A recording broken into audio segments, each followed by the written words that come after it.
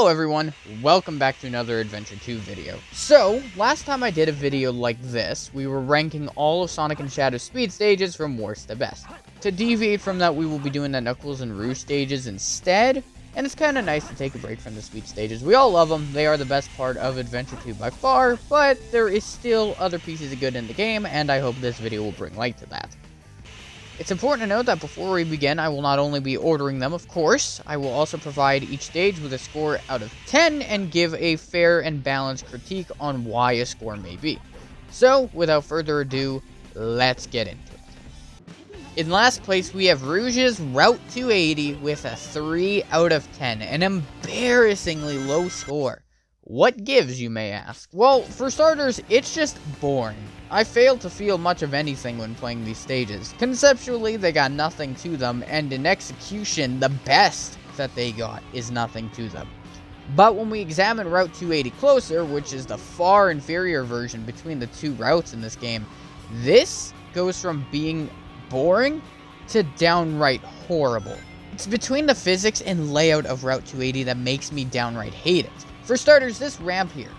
You're lucky if you'll be able to cross the entire gap and not die from it. It's stupidly implemented. It's supposed to get you over the gap, so why the hell doesn't it? It's also worth noting I don't like the turning in these levels, and the sections like this on your screen piss me right off. Why do I have to slow down and possibly jeopardize my sweet A rank to accommodate your terrible controls?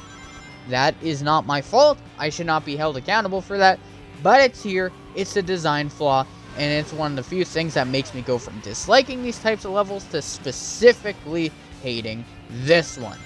And what's more, which applies to both route levels, is that the missions suck. They're extremely frustrating to complete. I hate them with a burning passion. Don't hit cars, don't hit walls. Well, maybe don't be an idiot and make your turn! A shock to some, but I put Mad Space as number 9 with a score of 4 out of 10. So it might be a little bit jarring to see that I do prefer Mad Space to Route 280, because at least with 280, its controls are consistent. That's the argument to be made here. But for me, it boils down to the concept. It's about the fundamentals of what makes something flawed, and Mad Space just happens to get one thing right and basically the rest wrong. With Route 280, the concept of such is already boring as it stands, and then when you go to execute it, it's still boring, it doesn't change. But then you throw a bunch of design flaws into it, and it's just that much worse. Mad Space at least tried to be a cool, unique stage. It was a great idea that fell flat on its face, and that's why I can justify putting it above Route 280. Now, let's paint a picture on why Mad Space is such a mess to deal with. Regardless of your thoughts on the gameplay in question, this stage is just too large. We should never be absolutely forced to use the radars in trying to get an A rank when the radars in question work against us in that regard. Now let's talk about the gravity on some of these planets and how it affects your controls. I got one question that really sums up my thoughts in one, so I'll just let it out. What the hell was Sonic Team thinking when designing some of these planets? Why? I got no other question. Why is this here? Why does it function so bad? Why is Crazy Gadget's controls fine, but here it's just terrible? Is it solely because it's a sphere and you're trying to mimic gravity? Because I'll let everyone know, again, in case you forgot, there's not one sphere here, there's two. And one of them doesn't have the terrible gimmick. If you run off the side of it, you just fall off. Which isn't realistic, no, but it's better. Also, as a side note, I feel as if the platforms at the bottom of the level are just there to fill empty space, making the stage even bigger than what it needs to be. I'm going to put it out there right now, this stage is an absolute pain in the ass to A rank, and I would not wish this pain on anybody. Sorry, Mad Space, but you make me mad. At number 8, we have Aquatic Mine with a 6.5 out of 10, which makes it an okay stage. It's extremely alright. what a way to put it. From a design perspective, the stage isn't all too bad. It's got a water gimmick, which is really cool at first, but if you realize you have to sort of backtrack to adjust the water levels after already doing so, it can get a little tedious. I'm also not a big fan of the atmosphere in Aquatic Mine. It's just not my cup of tea.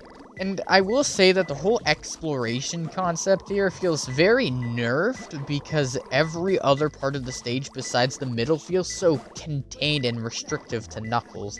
This stage just didn't really embrace it was about exploration and just made it more of a small labyrinth, which sort of took away from the quality that Aquatic Mine could have achieved had it followed suit with being a little bit more free.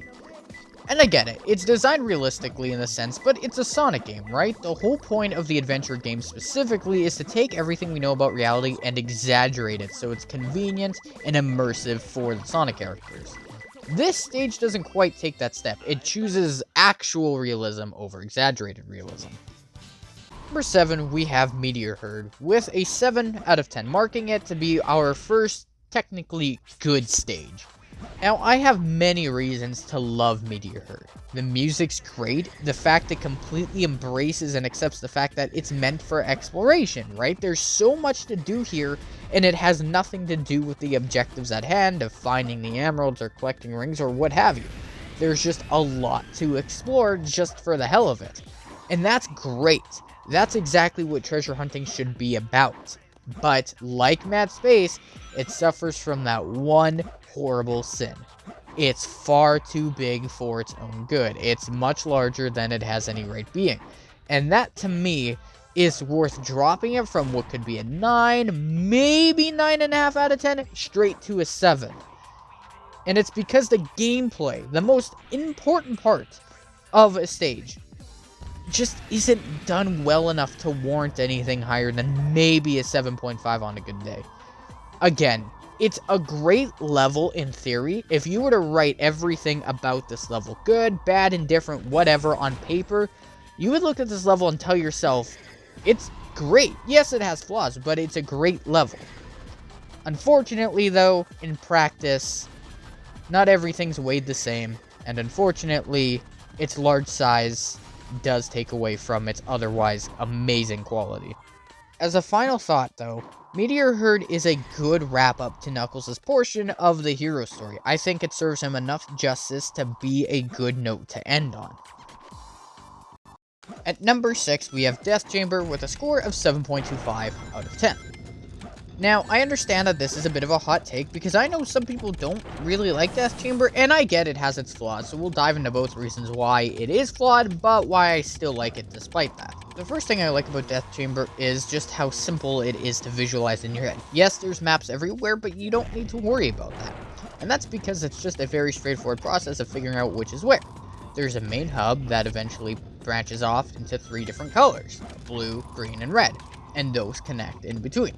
It's a super standard layout, which, for a level that's supposed to be more restrictive and less exploratory, I'm kinda glad we have a sort of formula to figure things out a little more easily, because otherwise, this could be an absolute nightmare to navigate, but it's kept relatively simple to compensate for the fact it's not as exploratory, which is great.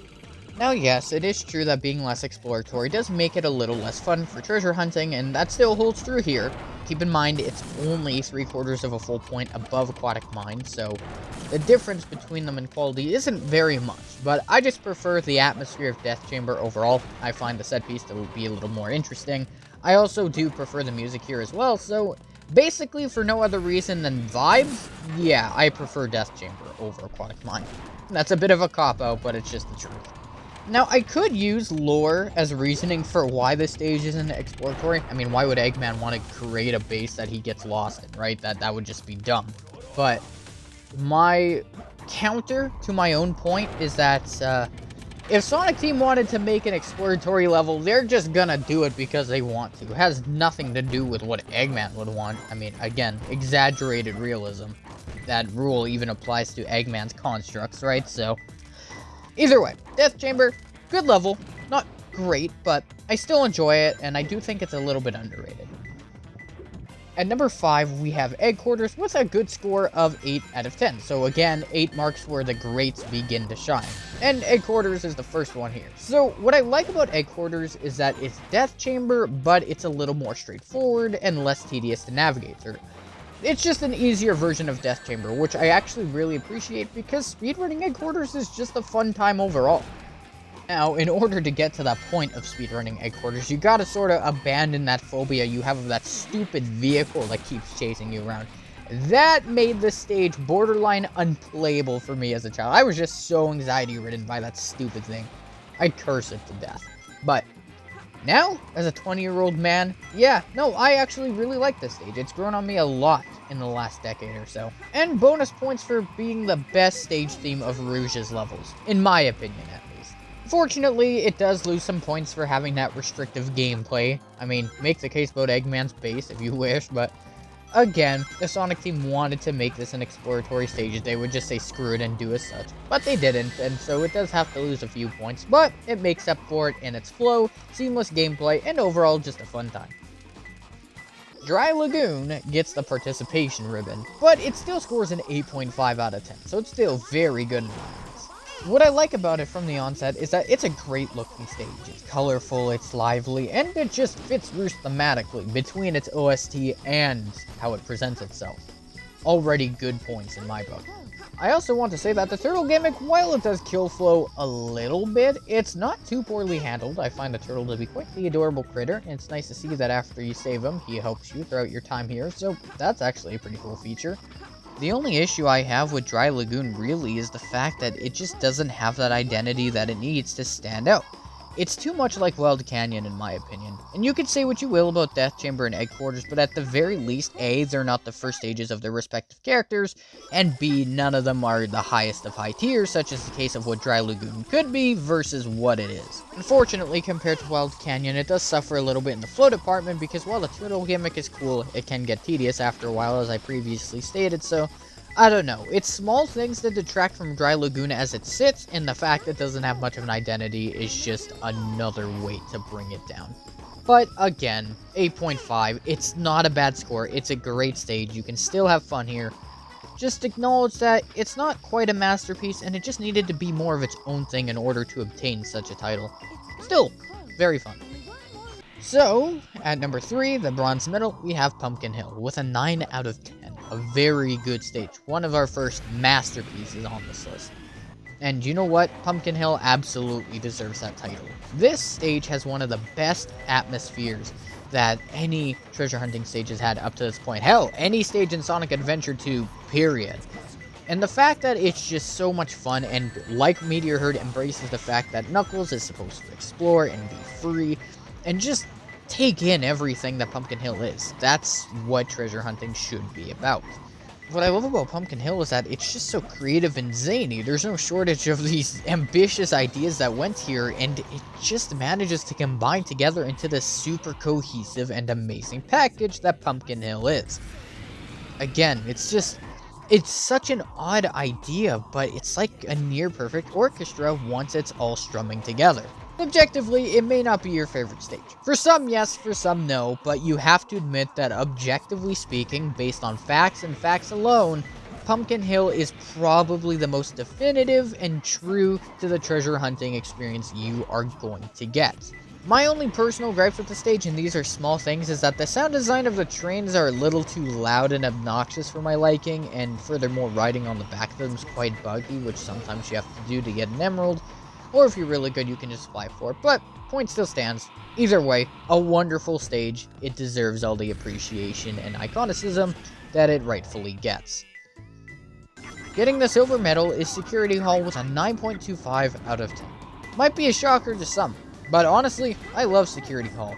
It's one of those maps with a very simple design that just manages to work so favorably. The vault switching is a little bit annoying, granted, which is why I had to dock it a few points, but no, it flows really nicely.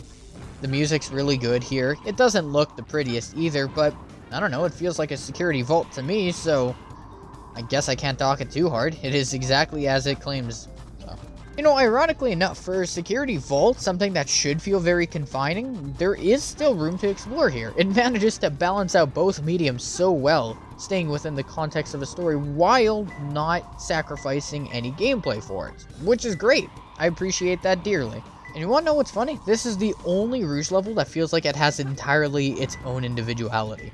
No, seriously, think about it. You have Dry Lagoon, partnered with Wild Canyon, Headquarters and Death Chamber, Route 280 and Route 101, Mad Space and Meteor Herd. That leaves Security Hall as the only Rouge level that doesn't have another very similar to her. Isn't that something? Maybe that's why I appreciate Security Hall, because there's no other level in the game that's like it. It's a masterpiece, with a creative idea, great execution, great music to accompany it, and just a fun time overall. I couldn't ask for anything more from Security Hall. Excellent level. I don't want to hear any groaning, because Wild Canyon is a great stage, whether it's your favorite or not. It happens to be my favorite, and for some people, their first treasure hunting stage would probably be their favorite as well. But with this, Wild Canyon, it's so much fun to learn for the first few times, and then when you go back to it when you're so much better at the game than what you used to be, it's so much fun to master. Speedrunning this stage is such a fun time. I cannot get enough of Wild Canyon. It's the best stage in the treasure hunting stages. I said what I said, and I stand by that. Something that's so simple in concept that just has so much layers of fun. That's what Wild Canyon is. You don't have to be overly complex in order to be enjoyable. Sometimes it's nice just to have fun, take a breather from whatever action stage or mech shooting stage you're playing, and just have a look around, gather some emeralds, get that A rank, and feel good about yourself. For any of my COD Zombies players out there who might watch this is the Sonic Adventure 2 version of Kino der Toten. I said what I said. I'm standing by that. They are fundamentally the same. Such a simple concept with a simple goal that's just so much fun to play. I do not care what people have to say. I love Wild Canyon. It's the best. Now, with that video done, that leaves us with the mech shooting. That's going to be a bit of a different video. I'm not going to lie to you guys there, but I do hope that you did enjoy the treasure hunting video. I know the speed stages are the most popular ones, so I'm not expecting this one to do anywhere as well, but for the people who were interested enough to see my opinion about this, I want to thank you for your time. I always appreciate you guys tuning into my videos. I see that Sonic Adventure 2 as a whole is doing very good on this channel, and while I don't really say it publicly very much, the support does mean a lot to me. So, if you guys want to see more content like this, I'm going to keep putting it out. I'm having a blast making Sonic Adventure 2 videos, and it seems like you guys are having a blast with me, which is always a great feeling. So, once again, thank you for watching. Hope you have a wonderful day. Take care for now. I'll see you in the next video. Goodbye.